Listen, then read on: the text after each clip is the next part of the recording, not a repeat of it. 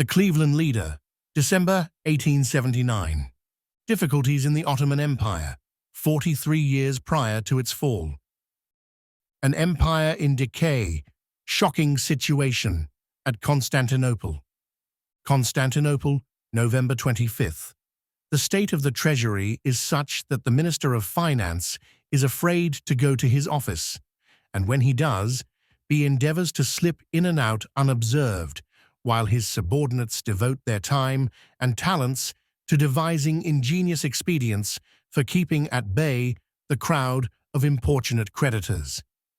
The Minister of War has long since abandoned all hope of paying the troops and has the utmost difficulty in supplying them with rations. The Minister of Marine is in a similar plight, and the officials of the other ministries who do not receive rations are for the most part compelled to live on credit and baksheesh.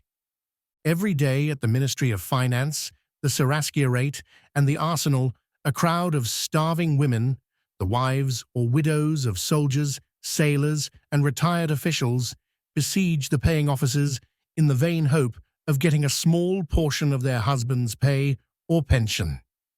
In the provinces, things are in an equally deplorable condition. The governors find the utmost difficulty in meeting the local current demands, but in spite of this, they are bombarded with stringent orders to send immediately large sums to the capital. As an illustration, let us take the province of Adrianople.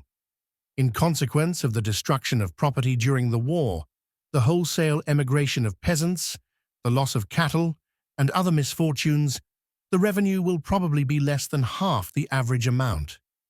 In view of this, the governor made a very modest budget and hoped to feed the troops by the grain which had been collected as tithes. Suddenly, all his calculations were overturned by orders to send immediately to Constantinople the customs revenue of Dediagach and Rodosto and 50,000 pounds worth of grain from the public storehouse. When he declared it was utterly impossible to comply with the latter demand, the following conversation was held by telegraph. Send the grain immediately.